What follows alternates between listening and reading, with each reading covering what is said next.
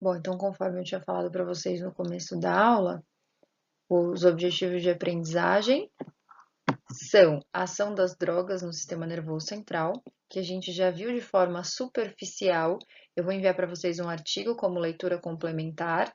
E a gente já viu também bases neurológicas que induzem ao vício, justamente aquela via relacionada à liberação de dopamina no accumbens. E agora, nessa segunda parte da aula, a gente vai ver especificamente psicofarmacologia do cigarro e do etanol, que são as duas drogas legalizadas mais utilizadas no mundo. Bom, então primeiro o cigarro. O cigarro é uma droga derivada do tabaco, né? Tabaco é uma planta e o tabaco tem mais de 500 substâncias tóxicas. Dentre estas 500 substâncias, as principais são nicotina, alcatrão e monóxido de carbono. Então, as doenças associadas ao cigarro, elas acontecem principalmente devido à presença dessas três substâncias. E a substância que causa dependência é a nicotina. Então, apesar de todas as substâncias tóxicas, essas outras substâncias tóxicas não ativam a via de recompensa. O que ativa a via de recompensa e, consequentemente, o que causa a dependência do cigarro é a nicotina.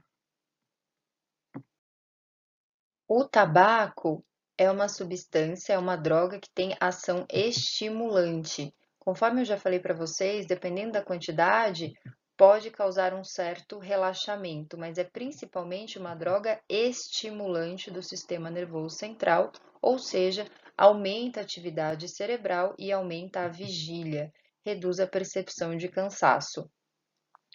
Causa uma dependência física e psicológica. A dependência física está relacionada principalmente à nicotina. E aqui nessa tabela a gente tem diversos tipos de doenças relacionadas ao cigarro. Em primeiro lugar, aneurisma da aorta, né, que é a nossa maior artéria do corpo humano. E diversos outros tipos de patologia, principalmente doenças relacionadas ao câncer. A fumaça do cigarro tem muito monóxido de carbono, que é o monóxido de carbono. Este monóxido de carbono está relacionado com asfixia química. O que é isso? A gente tem lá no nosso sangue os nossos glóbulos vermelhos, né? Que são as células vermelhas do sangue, também chamados de hemácias. Dentro dos glóbulos vermelhos tem uma proteína chamada hemoglobina. A principal função desta proteína é fazer o transporte de oxigênio do pulmão para todos os nossos tecidos corporais. Então, a hemoglobina vai lá, capta o oxigênio e libera para o restante do nosso corpo. Acontece que o monóxido de carbono, ele também se liga à hemoglobina. E aí o que acontece? Se o monóxido de carbono se liga à hemoglobina, o próprio oxigênio não consegue se ligar. Então a pessoa acaba tendo uma falta de oxigenação nos tecidos. E isso causa diversos danos teciduais. Não sei se vocês se lembram, alguns meses atrás, uma família de brasileiros foi para o Chile e eles morreram asfixiados devido ao aquecedor. Por quê? Porque o aquecedor liberou muito monóxido de carbono. Então a pessoa acaba morrendo por falta de oxigênio. A fumaça do cigarro, fumaça de maneira geral faz isso, só que claro, a quantidade de monóxido de carbono é bem menor. Então a pessoa, ela não morre por asfixia química, mas todos os tecidos acabam tendo danos por falta de oxigênio. Não sei se vocês se lembram deste garoto, ele foi a público há uns 10 anos atrás, justamente porque ele fumava 40 cigarros por dia. Ele era uma criança dependente de nicotina. E quando tiravam o cigarro dele, ele tinha fortes crises de abstinência. Provavelmente a mãe dele era fumante, a família dele era fumante, e ele acabou crescendo neste ambiente. Teve uma intervenção mundial e ele acabou se recuperando. Vou mostrar para vocês como ele ficou no próximo slide. Ele acabou se recuperando do vício do cigarro, mas ele desenvolveu obesidade. Depois de um tempo, parece que ficou bem, né? Acabou emagrecendo. Mas o que eu quero chamar a atenção é o seguinte: por que muitas pessoas, quando param de fumar, acabam engordando? Podem ser por três fatores. Primeiro, precisa substituir a dopamina lá na via mesolímbica, lá no núcleo accumbens. Então, antes, o que causava a liberação de dopamina era o cigarro. A pessoa precisa descobrir algum equivalente, pode ser a comida. Então, a comida, carboidrato, alimentos gordurosos palatáveis, liberam dopamina lá no accumbens. Então, substituiu a dopamina que era liberada pelo cigarro pela dopamina liberada pelo alimento. Uma coisa muito interessante é que esporte, atividade física, também libera dopamina no accumbens. Então, existe uma intervenção muito grande no sentido de tratar viciados, tratar adictos com atividade física. Então, esse é um ponto. Outro ponto é o seguinte: a fumaça do cigarro atrapalha a olfação e a gustação. Quando a pessoa fuma, ela sente menos o sabor dos alimentos. E quando ela para de fumar, ela começa a perceber o quão gostoso realmente é aquele alimento. Então, isso acaba fazendo a pessoa comer mais. Um outro motivo é o clássico, né? Tem muita gente que fuma por ansiedade e aí para de fumar, acaba engordando porque substitui o hábito de fumar por ansiedade pelo hábito de comer por ansiedade.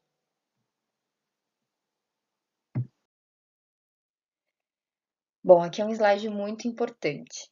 Prestem bastante atenção aqui. A gente tem no nosso corpo uma substância chamada acetilcolina. Então, aqui está escrito para vocês, acetilcolina. É um neurotransmissor presente tanto no sistema nervoso central quanto no sistema nervoso periférico. Este neurotransmissor tem um receptor. Este receptor se chama receptor nicotínico. A acetilcolina tem outros tipos de receptores, tá? Aqui é um tipo de receptor. Então, a acetilcolina interage com o seu receptor e o seu receptor se chama receptor nicotínico colinérgico ou receptor nicotínico de acetilcolina. Ok. Existe uma substância no cigarro, no tabaco, que também interage com este receptor nicotínico de acetilcolina. Devido ao fato dessa substância ativar este receptor, chamado receptor nicotínico, essa substância passou, portanto, a se chamar nicotina. Então, a nicotina ativa o receptor nicotínico, é um agonista do receptor nicotínico. Eu estou falando isso porque muitos alunos me perguntam, por que a gente tem receptores para o cigarro no nosso corpo? A gente não tem receptores para o cigarro, a gente tem receptores para acetilcolina, a gente tem receptores para o neurotransmissor acetilcolina. Acontece que a substância nicotina atua como um agonista deste receptor. A nicotina também ativa estes receptores. Bom, então eu falei para vocês que de todos os componentes tóxicos do cigarro, a nicotina é que causa dependência. E por que é que a nicotina é que causa dependência? Porque lá na nossa via mesolímbica temos também receptores nicotínicos. Quando a nicotina interage com esses receptores, o que essa interação vai fazer? Aumentar a liberação de dopamina no accumbens, induzindo sensações prazerosas. Então, a nicotina é a grande causadora da dependência, porque é a nicotina que aumenta a atividade dopaminérgica no accumbens.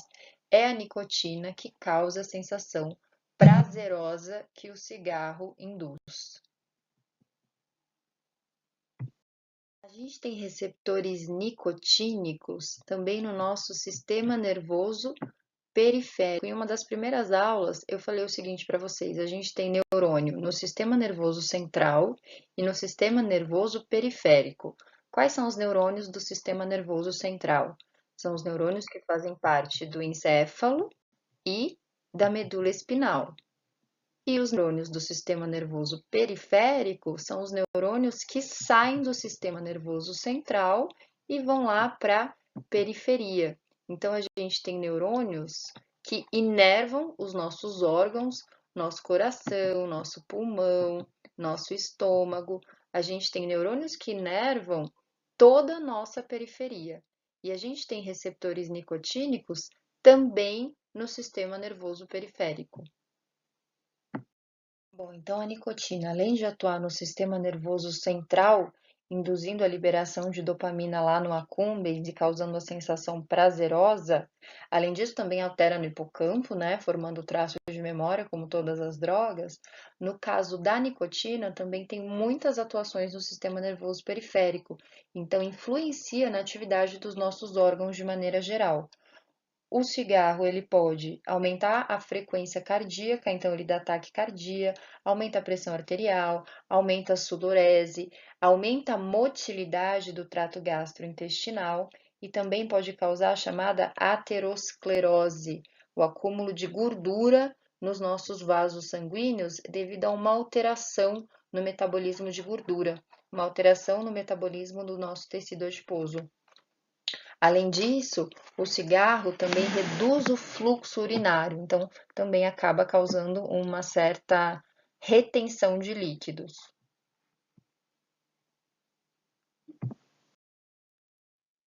Quando a pessoa fuma um cigarro, então vamos supor que uma pessoa fumou um cigarro por 10 minutos. Durante aqueles 10 minutos, a fumaça do cigarro foi inalada e ela teve uma grande concentração de nicotina lá na corrente sanguínea. Depois de algum tempo, depois de mais ou menos umas 2 horas, ela já não tem mais nenhuma quantidade de nicotina na corrente sanguínea. Só que o que vai acontecer? Depois de 2 horas, essa pessoa vai fumar outro cigarro, de maneira que praticamente o dia inteiro essa pessoa tem nicotina tanto no sistema nervoso central quanto no sistema nervoso periférico. O que vai acontecer com os receptores nicotínicos? Down regulation. Então, vai ocorrer uma redução na quantidade de receptores nicotínicos. E aí a pessoa vai ter que fumar cada vez mais frequentemente o seu cigarro para suprir essa necessidade de nicotina. Então, quando a gente fala de dependência física do cigarro, a gente está falando de uma necessidade da substância nicotina na corrente sanguínea dessa pessoa.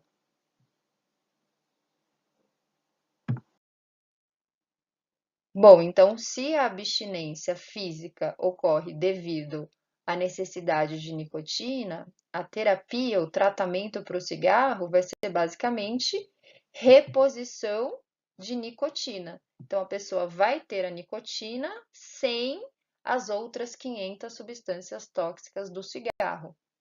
Então, aqui é muito simples, né? Terapia de reposição de nicotina. Vocês já devem ter ouvido falar de mascar e adesivos de nicotina vão tentar aumentar a quantidade de nicotina na corrente sanguínea dessa pessoa, no sistema nervoso central e no sistema nervoso periférico, para essa pessoa não sofrer tanto com a abstinência de nicotina. E existem alguns medicamentos que são agonistas dos receptores nicotínicos, né? Então, esses medicamentos vão tentar ativar estes receptores nicotínicos. Existe ainda um outro tipo de medicamento muito utilizado para tratar o tabagismo, que é a bupropiona. Vejam só, a bupropiona inibe a recaptação de dopamina no accumbens. Todo medicamento que inibe a recaptação pelo neurônio pré-sináptico significa que aumenta a atividade dopaminérgica. Então, é uma forma de tentar substituir a dopamina no accumbens, que antes era liberada pelo hábito de fumar, pelo cigarro, e agora é liberada por este medicamento. Esses tratamentos têm grande chance de sucesso? Não. Se não tiver intervenção com psicoterapeuta, não tem grandes chances de sucesso, porque conforme eu falei para vocês, utilização de drogas envolve hábito, envolve traço de memória. Tudo isso aqui vai tratar a dependência física. Nada disso trata a dependência psicológica. Então, sem uma intervenção com psicoterapia, este tipo de tratamento não apresenta sucesso.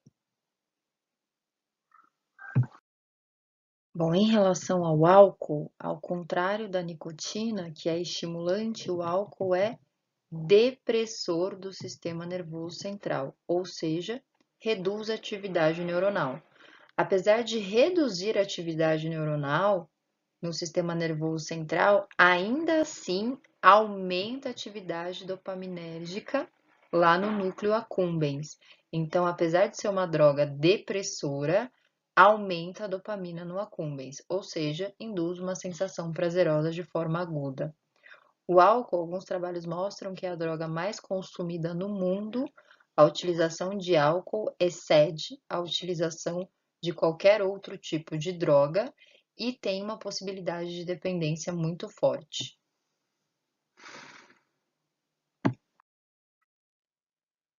Bom, o álcool é uma droga inibidora, ou seja, é uma droga que reduz a atividade neuronal por vários motivos. Primeiro, o álcool potencializa GABA, mais ou menos parecido com o mecanismo de ação dos benzodiazepínicos, só que atua em alguns receptores GABAs diferentes, mas é a mesma coisa, né? Potencializa a GABA, aumentando a entrada de cloreto lá dentro do neurônio e, consequentemente, hiperpolarizando o potencial de membrana, deixando o neurônio mais negativo, mais longe do seu limiar. O álcool também potencializa um outro neurotransmissor chamado glicina. Eu acho que eu nunca falei para vocês deste neurotransmissor, é um neurotransmissor inibitório também. Ele é menos abundante que o GABA, né? A gente tem menos neurotransmissores, menos receptores de glicina do que de GABA, mas também é um neurotransmissor inibitório. E o álcool reduz a atividade do glutamato, reduz a atividade glutamatérgica, que é o nosso principal neurotransmissor excitatório.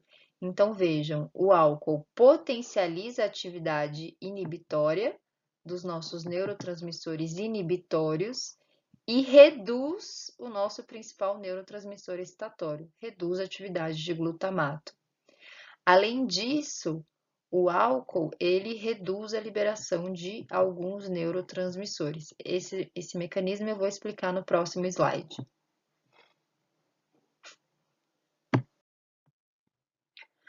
Lá na aula de bioeletrogênese, eu falei para vocês o seguinte: quando chega um potencial de ação aqui no terminal axônico, este potencial de ação induz a abertura de canais de cálcio dependentes de voltagem. Não confundam esses canais de cálcio dependentes de voltagem com canais de cálcio do tipo T. Esses canais de cálcio aqui, eles estão relacionados com potencial de ação. Os canais de cálcio do tipo T estão relacionados com sono de ondas lentas, a gente viu lá na aula de epilepsia. Então, não confundam estes canais. Ambos são canais de cálcio, mas são canais diferentes.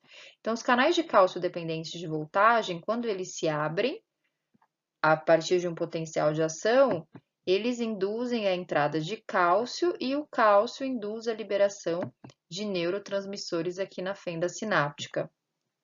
Em alguns neurônios, o álcool, ele inibe a entrada de cálcio, ele impede que o cálcio entre no neurônio, ele impede que o cálcio entre no terminal axônico. Sendo assim, o álcool, ele reduzindo a entrada de cálcio, reduz a liberação de alguns neurotransmissores na fenda sináptica, principalmente neurotransmissores excitatórios. Então, é por isso que o álcool é um forte depressor do sistema nervoso central.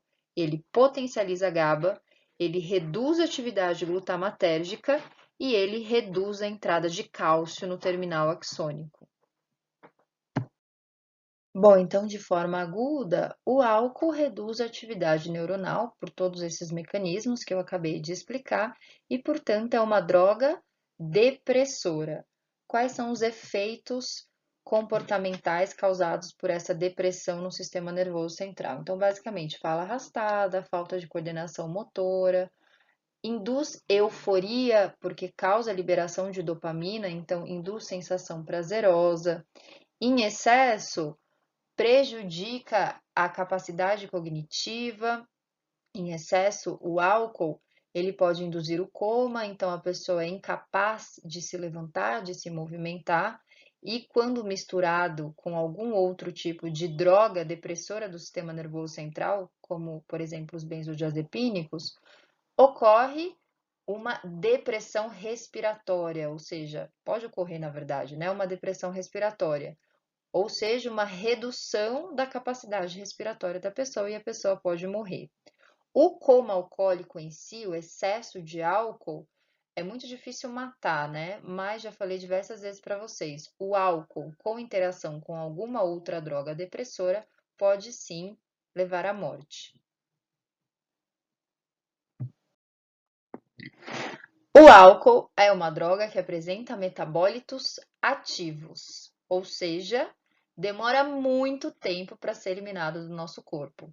Quando a gente bebe num dia, no dia seguinte a gente sente os efeitos daquela bebedeira, né? E esses efeitos são conhecidos como ressaca. Na verdade, a ressaca ela é causada por dois motivos. Primeiro, a desidratação. Nos próximos slides eu vou explicar por que o álcool causa a desidratação. Então, a ressaca é fruto da desidratação e dos metabólitos ativos.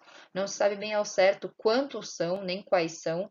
Parece que varia de indivíduo para indivíduo, mas os metabólitos ativos, eles são tóxicos, eles são neurotóxicos. E a cronicidade desses metabólitos ativos causam danos neurológicos irreversíveis e vejam só, redução da espessura do córtex cerebral. O que isso significa? Morrem tantos neurônios pelo excesso de álcool que a pessoa passa a apresentar uma redução da espessura do córtex cerebral. Claro que em casos de alcoolistas crônicos, né? Pessoas que ingerem grandes quantidades de álcool diariamente. Se você bebeu a noite passada e hoje está de ressaca, pode ser que alguns neurônios tenham morrido, mas você não chegou a ter uma redução da espessura do seu córtex cerebral. Então, neste caso, são pessoas dependentes de álcool. Então, por que que quando a gente bebe, a gente fica desidratado? Principalmente cerveja, porque o volume de líquido é maior, principalmente quando a gente bebe cerveja, a gente faz muito xixi. Mas, na verdade, é o álcool que causa desidratação. Então, cerveja, vinho, qualquer outro tipo de bebida pode causar desidratação. A gente só tem a percepção que faz mais xixi com cerveja porque o volume de líquido ingerido é maior, né? Consequentemente, o volume urinário também. Mas o que causa a desidratação é o álcool, porque o álcool atua lá na neurohipófise, é uma regiãozinha, uma glândula do nosso sistema nervoso central, que tem um hormônio chamado ADH ou vasopressina. ADH é uma sigla do inglês, né, que significa hormônio antidiurético. Hormônio antidiurético é um hormônio que impede a diurese. Então, quando a gente tem bastante ADH, o ADH ele é produzido na neurohipófise, mas ele atua no rim.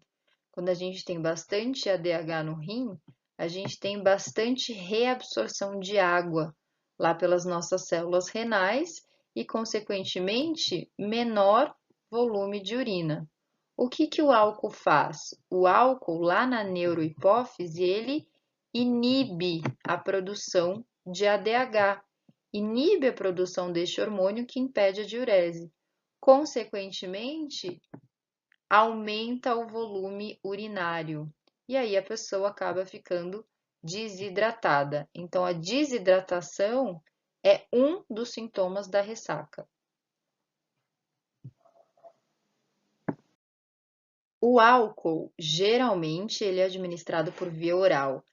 Existem algumas pessoas que fazem administração de álcool por outras vias, me lembrem de falar sobre isso na webconferência.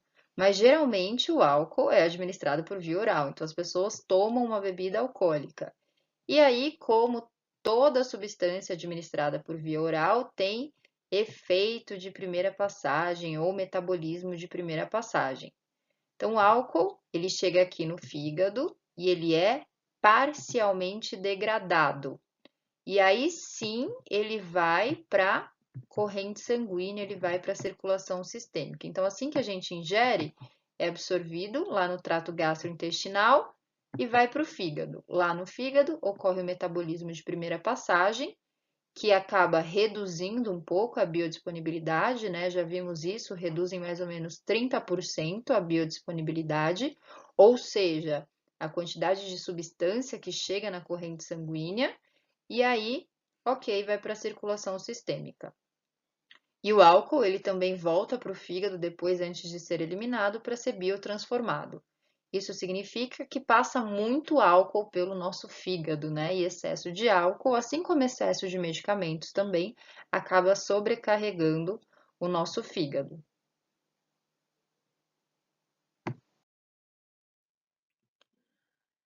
E aí vocês já devem ter percebido que, às vezes, quando as pessoas bebem álcool, ingerem álcool, sem comer, elas ficam bêbadas mais rápido. Por quê? Aqui no fígado, a gente tem enzimas hepáticas, certo? São enzimas que vão fazer lá a degradação do álcool. Para essas enzimas trabalharem, elas precisam de energia. Nas nossas células, energia significa a produção de uma molécula chamada ATP, uma molécula química, né, que libera energia. Vocês já devem ter ouvido falar do ATP, adenosina trifosfato. Para que ocorra a produção de ATP, a gente precisa comer, né? A gente precisa de glicose. Para que a gente come? Para ter energia. Que energia é essa? ATP. A gente basicamente come para as nossas células terem ATP. E também porque comer é agradável, é palatável, etc. Mas em relação à nossa fisiologia, o alimento serve para isso, para produzir ATP. E as nossas enzimas hepáticas precisam produzir ATP. Então vamos supor que uma pessoa está bebendo uma quantidade de álcool, então aqui essa quantidade de álcool que a pessoa está ingerindo, quando entra lá no fígado, ocorre, né, o metabolismo de primeira passagem e essa quantidade de álcool chega em menor quantidade na corrente sanguínea. Mas, se as nossas células hepáticas não tiverem ATP, não tiverem energia para trabalhar, o que vai acontecer? A pessoa vai ingerir álcool, pode ser essa mesma quantidade, só que o fígado não vai trabalhar tão bem. Então, após o metabolismo de primeira passagem, a quantidade de álcool lá na circulação sistêmica vai ser maior.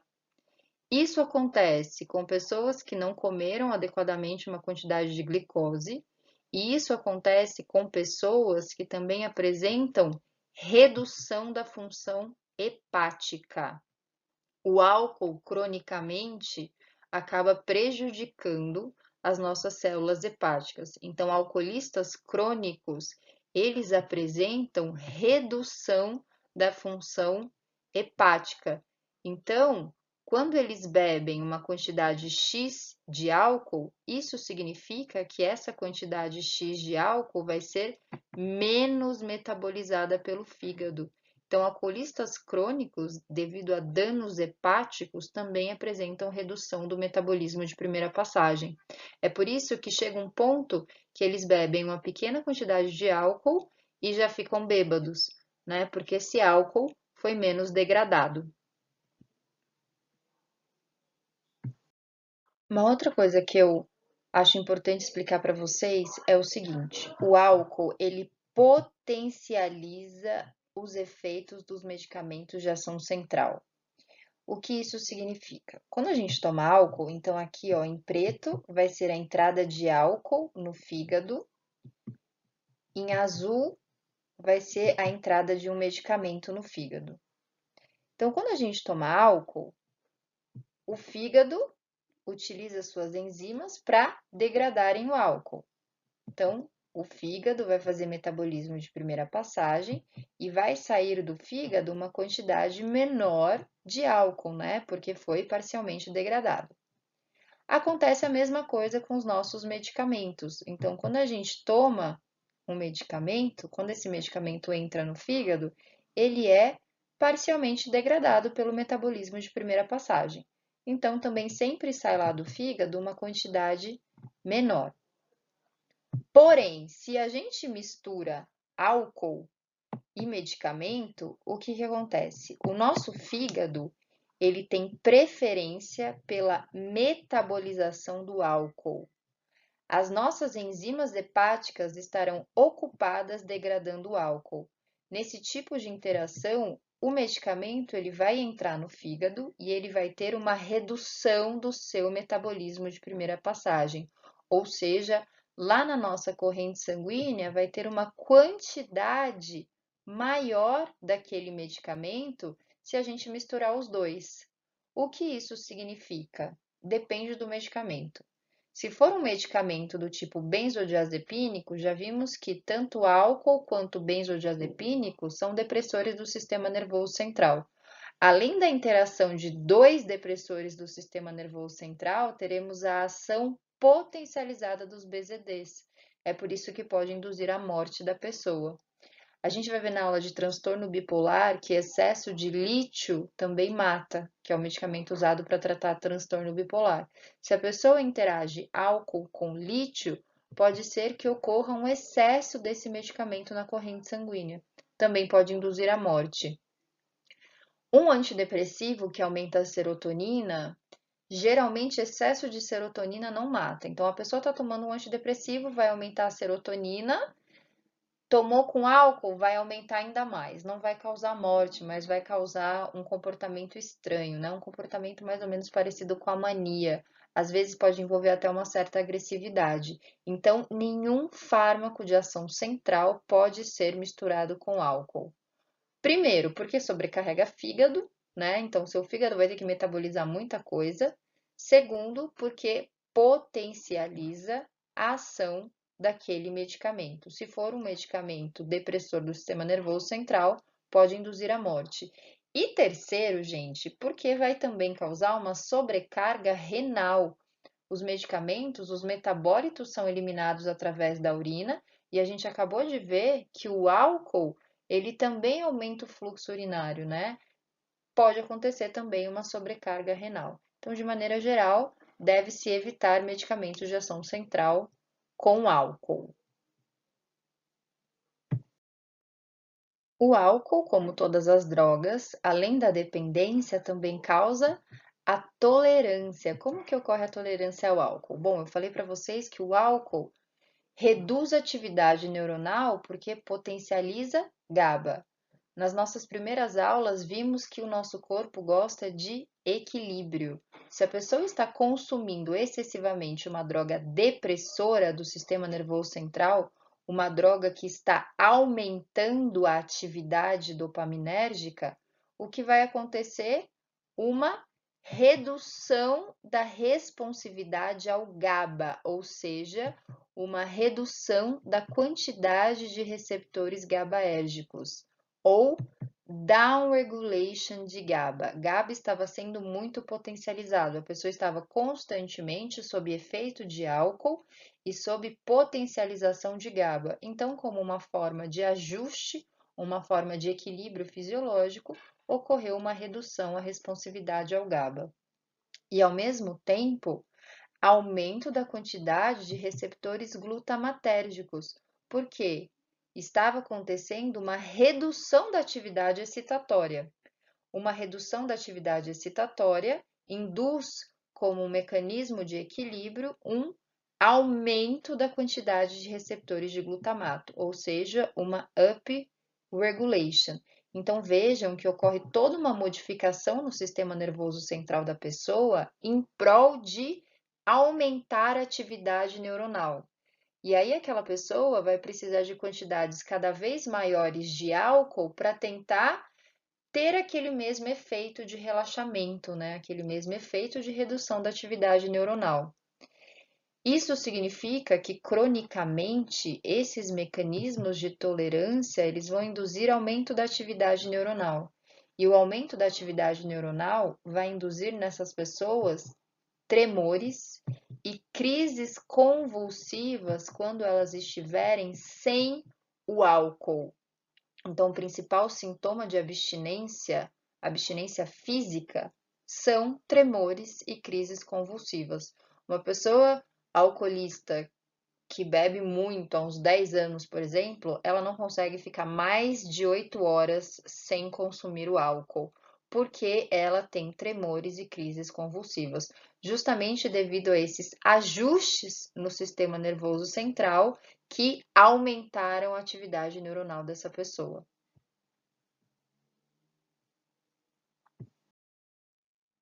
Então, gente, o tratamento farmacológico para o álcool basicamente envolve medicamentos que reduzem a atividade neuronal. Pode até parecer paradoxal, né? Mas se a pessoa tem cronicamente um aumento da atividade neuronal devido ao uso excessivo de álcool e este aumento da atividade neuronal causa convulsão, então, a pessoa tem que tomar um medicamento que reduz a atividade neuronal, como, por exemplo, os benzodiazepínicos. Já vimos que os benzodiazepínicos eles devem ser utilizados por um período curto de tempo, mas neste caso, muitas vezes, o paciente troca uma droga de abuso por outra. Então, o paciente troca o álcool, que é uma droga de abuso, pelo BZD, que acaba se tornando também uma droga de abuso. Mas o BZD reduz a atividade neuronal e evita as crises convulsivas. Existe um medicamento também chamado acamprosato.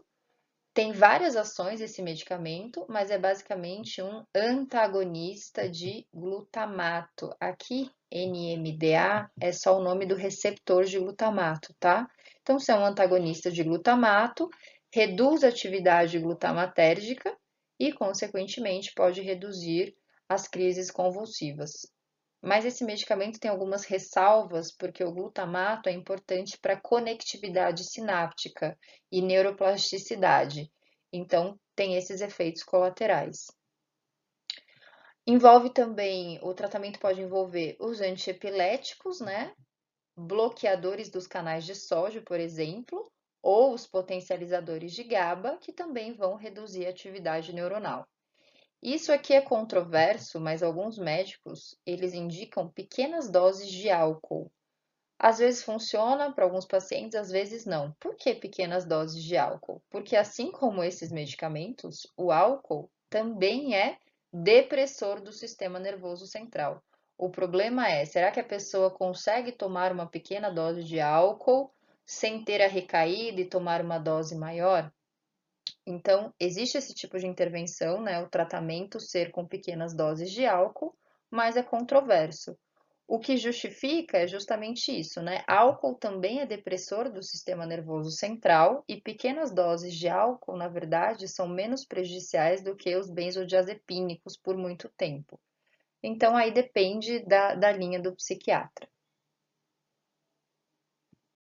Bom, então o principal é isso. Eu vou ainda enviar para vocês um artigo sobre a ação das drogas do sistema nervoso central e eu vou discutir com vocês algumas coisas na webconferência. Obrigada pela atenção de vocês, até a próxima aula.